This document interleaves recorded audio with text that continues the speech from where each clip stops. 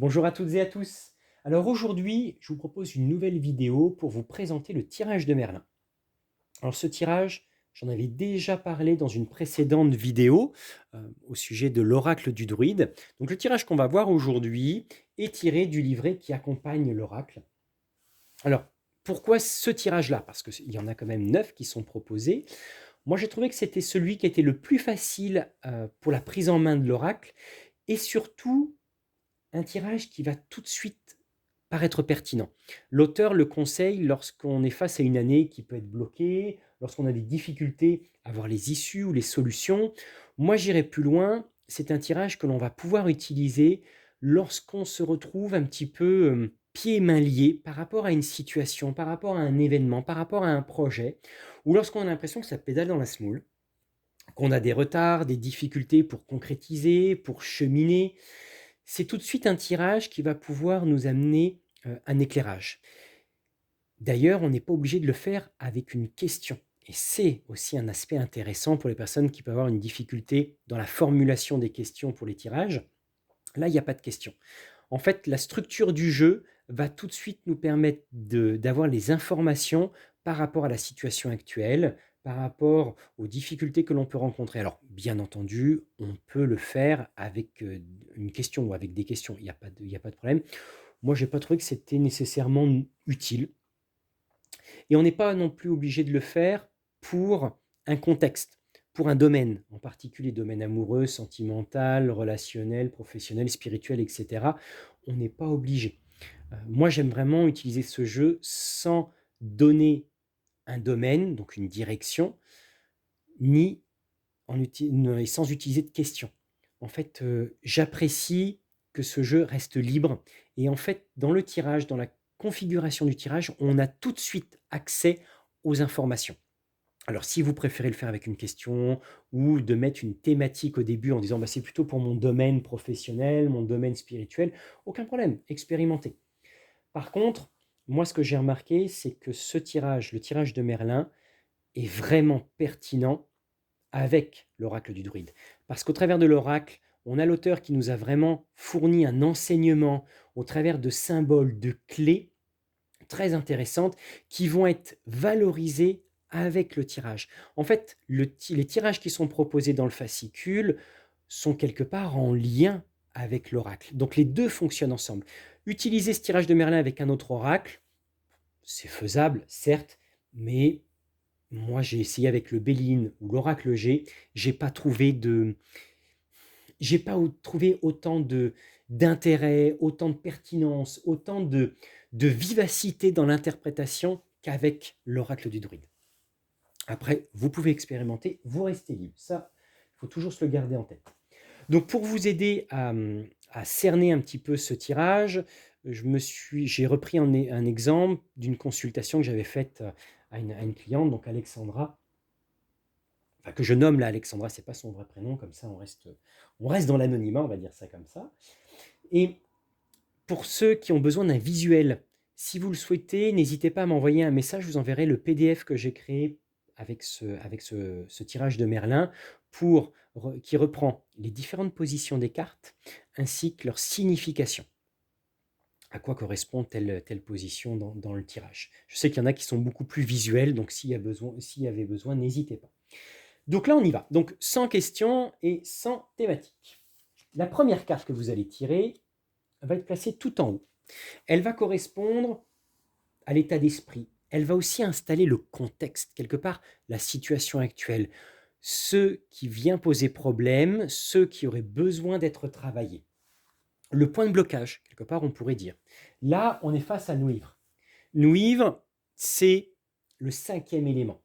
Donc là, cette carte vient mettre en lumière le fait que pour Alexandra, il lui manque quelque chose. Elle a déjà 4 éléments avec elle. Elle a déjà tous les bagages, tout ce qu'il lui faut pour amorcer un changement.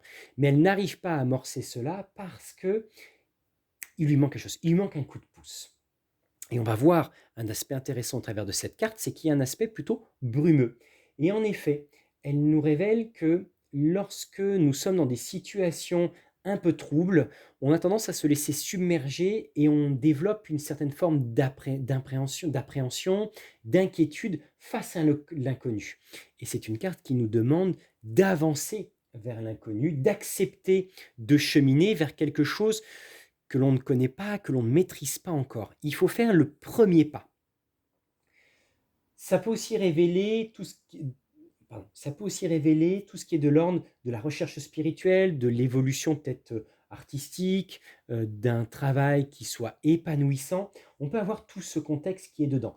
Le plus important, c'est de garder en mémoire que cette carte-là vient mettre en lumière le fait d'accepter d'aller vers l'inconnu, de pouvoir se mettre dans une posture d'inconfort en vue d'une réussite future qui sera confirmée avec le reste du tirage. C'est pour ça que je prends un petit peu d'avance parce que je connais les autres cartes. La deuxième carte sera sur votre gauche. Elle va correspondre aux freins, aux difficultés, et elle sera toujours interprétée dans la partie sombre de la carte, parce que dans l'oracle du druide, les cartes vont avoir un côté lumière, un côté clair, un côté sombre. Donc là, c'est que le côté sombre. On est sur la carte du corps et de la terre, qui correspond au premier monde dans l'oracle.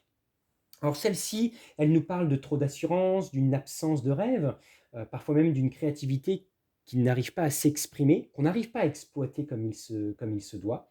C'est aussi, et là, il faut regarder le contexte, enfin, la structure de la carte, son iconographie, ses dessins, les menhirs, l'aspect sombre, la roche, la terre, tout ça peut renvoyer à une notion de rigidité, de pesanteur, de lourdeur.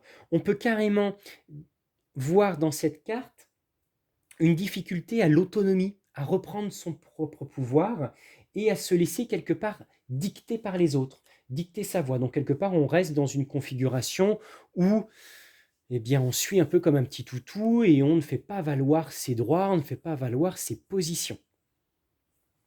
La troisième carte, qui elle va correspondre aux options favorables, à nos acquis, à ce que l'on peut posséder, ce que l'on devrait mettre en lumière, mettre en place, mettre en mouvement. Là, on est sur la carte des saumons, la carte de l'eau. Et celle-ci, elle va nous parler des révélations, mais aussi de tout ce qui devient pertinent et évident. C'est la compréhension, c'est quelque part le moment où on sent qu'il y a des choses qui se passent intérieurement, même si c'est difficile, et à un instant, et à un moment, il y a un éclair de génie, il y a un eureka. Et donc, c'est ce qui va émerger de nos profondeurs, on va révéler nos acquis. Vu qu'on est sur l'élément de l'eau, on va aussi être face à la souplesse, la fluidité, le fait peut-être de filtrer. Et là, en l'occurrence, pour Alexandra, il y a ce besoin de filtrer les émotions. Filtrer, c'est aussi, quelque part, voir clair. Et là, on était sur une brume. Donc, on a vraiment toute cette configuration qui nous amène à voir clair, à quelque part poser les choses. Le saumon, c'est quand même une carte de groupe, pour moi, une carte sociale. Donc il y a cette possibilité pour Alexandra de faire appel peut-être à des tierces personnes, de pouvoir peut-être reprendre son pouvoir en essayant de parler de ce qui ne va pas ou tout du moins de ce qu'elle aimerait. Quelque part, de favoriser la chance, de favoriser les opportunités et de ne pas rester dans un mutisme ou dans une attente où elle subit. Ça peut être une des interprétations possibles. La troisième carte, qui elle sera la synthèse des trois. Alors on peut s'amuser en utilisant un mot-clé de chacune des trois cartes et d'en faire une phrase, par exemple. Là, celle-ci, on est sur les âmes et le ciel. C'est le troisième monde dans l'oracle du druide, le monde blanc.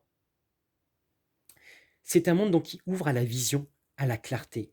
Et tout à l'heure, on a bien vu qu'ici, il y avait ce besoin de clarté. Vu on est submergé par certaines émotions, on est submergé par une situation qui nous empêche quelque part de nous affirmer et de nous mettre en mouvement, cette carte de l'âme nous amène à voir clair. La synthèse, c'est ça, c'est un moment de se positionner, de quelque part se poser pour voir clair en soi, pour être soi-même, parce que c'est la carte qui nous amène à être nous-mêmes, à incarner ce que l'on est dans toute notre complexité, dans toute notre spécificité aussi, en étant vraiment soi-même, en faisant une forme de tri. Alors vu qu'il y a une notion de blancheur, c'est une carte qui va apaiser les nuisances, les souffrances, les difficultés, et qui va nous amener à nous tirer vers le bonheur. Quelque part, on va être amené à accéder à un autre monde. Et pour Alexandra, c'est ça. C'est une phase qui est difficile à vivre parce qu'il y a besoin de faire un pas dans l'inconnu, un aspect qui est plutôt désagréable, pour ensuite être extirpé de la situation et trouver les solutions favorables. Les deux autres cartes qui suivent, les cartes numéro 5 et 6, vont représenter les réponses. Et dans ces cas-là, dans le contexte du tirage de Merlin, ce sont les prévisions que Merlin nous donne. On va avoir ici l'épée et le bouleau. Alors, l'épée, on va être en lien avec la droiture, la vérité, se laisser quelque part conduire dans le sens où ce sont les propositions des autres qui nous guident. On va aussi, mais propositions des autres qui nous guident, pas dans le sens où ils nous dominent, où ils nous imposent une volonté ou une direction, mais bien dans le sens du conseil. Ils vont, dans les échanges, nous proposer des solutions qu'on n'aurait peut-être pas envisagées. On garde notre pouvoir. Et le bouleau, qui est une carte qui évoque le commencement, une force d'émergence, une force de renouveau, avec tout ce que ça comporte de réussite, de joie et de bonheur. Là, dans la prévision, dans le contexte du tirage, on peut supposer qu'il s'agit d'un aspect professionnel, ce que Alexandra confirmera. Et ici, l'épée peut nous amener à nous poser la question sur un contrat, quelque chose qui se pose, une signature, un acte, on pose. L'épée, c'est le glaive de l'initié. Donc on reprend les choses en main. Et avec le boulot, il y a cette idée d'un nouveau commencement, de quelque chose qui émerge, quelque chose qui va nous amener une réussite, une joie, un épanouissement. Et si ici on avait la droiture, la vérité, notre vérité quelque part, nos valeurs, ici la fidélité, on retrouve quelque chose qui nous porte viscéralement. Donc on n'est pas nécessairement dans une notion de carrière, d'activité professionnelle, on peut mettre en lumière là la vocation. Et c'est ce qu'Alexandra m'a confirmé dans le tirage, dans la consultation, où en fait ce qu'elle cherchait, c'est une activité qui ne soit plus dans le contexte qu'elle vivait, c'est-à-dire un contexte d'entreprise, bon, travail mutuel, où faites ce que je dis, mais pas ce que je fais, donc beaucoup de beaux discours, mais peu d'action ou d'application, hein, une certaine forme de décalage, et que dans le même temps, avec la période des confinements, elle a amorcé un travail sur soi, un travail de développement personnel, donc elle souhaite vraiment faire quelque chose de son activité qui lui soit utile, une véritable vocation. Donc, après, il y a d'autres choses qui sont ressorties durant les tirages, mais là, c'est pas du tout le contexte. Je voulais vraiment vous présenter la disposition, la structure du tirage et certaines interprétations qui peuvent ressortir des cartes, parce que j'avais eu une question il y a quelque temps sur la difficulté d'interpréter l'aspect sombre et l'aspect clair des cartes. Donc là, j'espère que ça aura pu être utile. Et dans les interprétations du tirage, laissez-vous guider. Par exemple, on voit que la réponse là, elle est globalement lumineuse. On a un aspect clair, vert, qui amène la notion de changement, de transition, d'alchimie. Là, on a plutôt un aspect plutôt sombre, donc on peut vraiment faire une lecture aussi par les couleurs, par l'ambiance qui se dégage. Donc écoutez, j'espère que ce tirage vous aura plu, l'explication du tirage notamment. Si jamais vous avez des questions, vous souhaitez faire des retours en l'ayant vous-même expérimenté, n'hésitez pas. Et puis écoutez, je vous souhaite une très belle journée. Au revoir.